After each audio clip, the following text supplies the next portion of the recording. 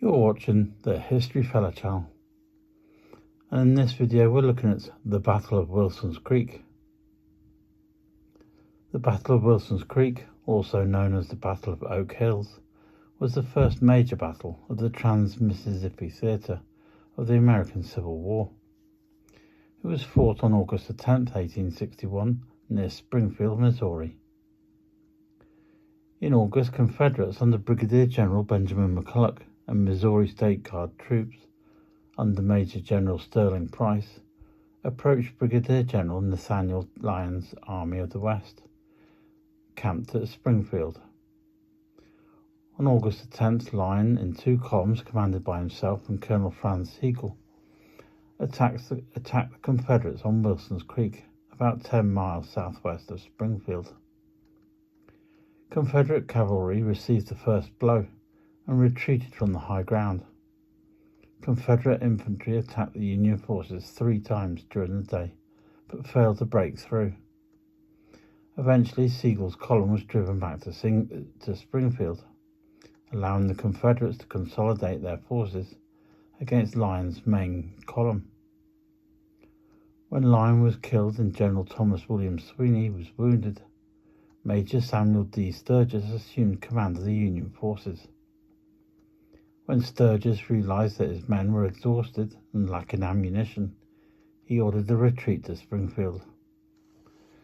The battle was reckoned as a Confederate victory, but the Confederates were too disorganized and ill-equipped to pursue the retreating Union forces. Although the state remained in the Union for the remainder of the war, the battle effectively gave the Confederates control of the southwestern Missouri. The victory at Wilson's Creek also allowed Price to lead the Missouri State Guard north in a campaign culminating at the Siege of Lexington, Missouri. At first light on the morning of August the 10th, the Union began a surprise attack on the opposing forces.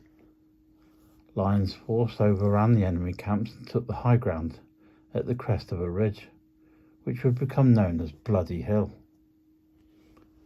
Early Union hopes for a rout were dashed when the artillery of Pulaski, Arkansas Battery unlimbered and checked the advance, which gave Price's infantry time and cover to organize lines on the south slope on the hill.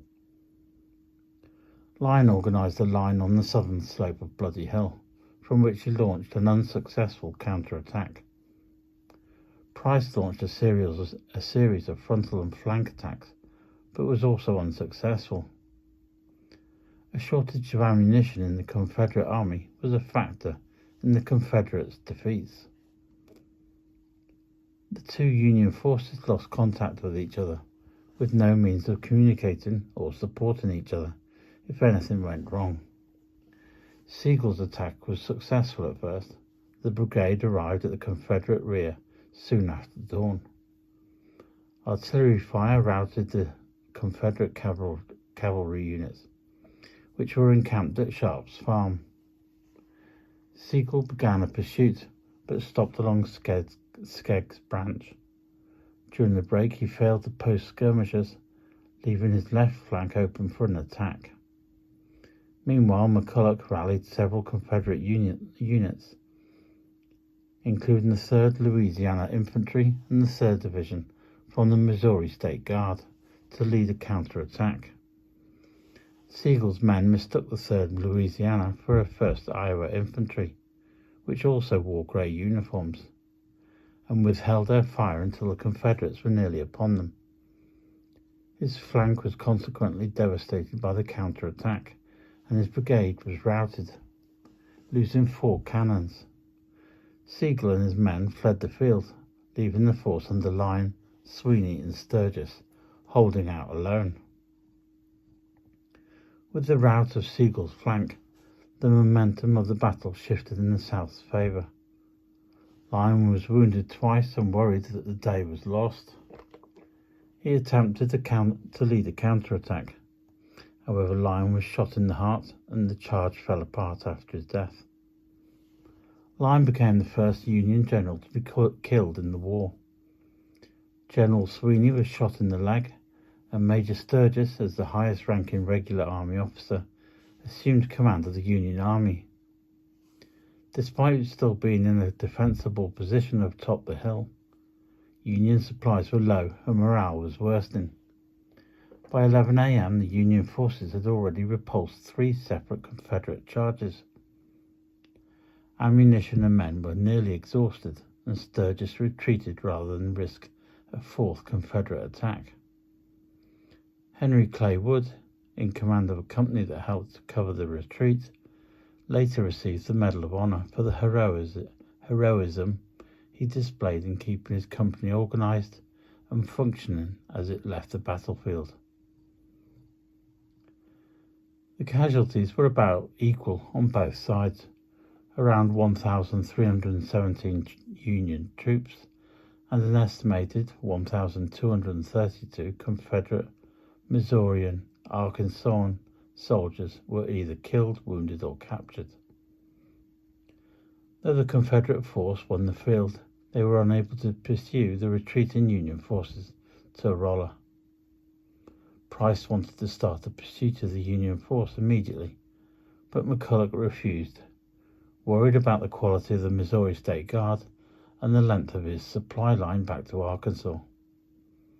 With the victory, Price's Missouri Guard began an invasion of the northern Missouri that culminated in the First Battle of Lexington on September the 20th.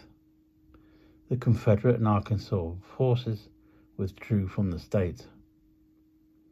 After falling back to Springfield, Sturgis handed command of the Union Army over to Sigel. After council of war that evening, it was agreed that the army had to fall back to Rolla, beginning at 3 a.m. the next morning. However, Sigel failed to get his brigade ready at that time, forcing a delay of several hours. Along the retreat route, Sigel's men took several lengthy delays to prepare meals. This caused the other officers to force Sigel to turn command back over to Sturgis. On October the 30th, the Missourians, under Price and Jackson, formally joined the Confederate cause in Neshoa, Missouri. A rump of the Missouri State Assembly, meeting in Neshoa, passed the resolutions for Missouri secession, and Jackson became the governor of the Confederate Missouri. However, the secession action was never accepted by most of the population of Missouri, and the state remained in the Union throughout the war. What little control Price and Jackson did have was diminished by Confederate reserves during the Battle of Frederickstown over October the 21st and the First Battle of Springfield on October the 25th. The Confederate state government was soon forced to leave the state. Although Price enjoyed some Missouri victories, notably the siege and capture of Lexington, he did not have the popular support to remain in the field, eventually retreating to northwest Arkansas. After 1861, he was commissioned as a Confederate Major General and led his forces in battles in Arkansas and Mississippi. While there were smaller incursions and skirmishes in Missouri, Price did not return to Missouri with a major force until 1864.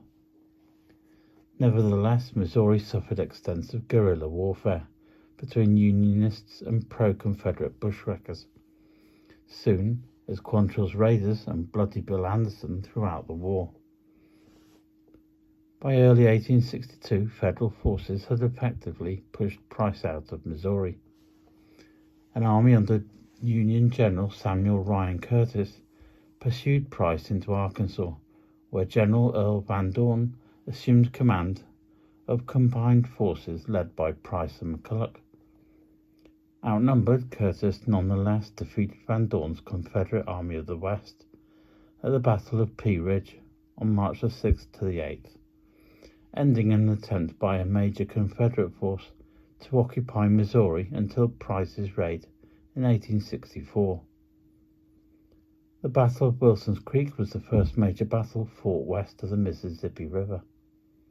The battle was known as the Battle of Oak Hills in the Confederacy and is sometimes called the Bull Run of the West. If you found the information in this video informative, please feel free to like the video and subscribe to the channel.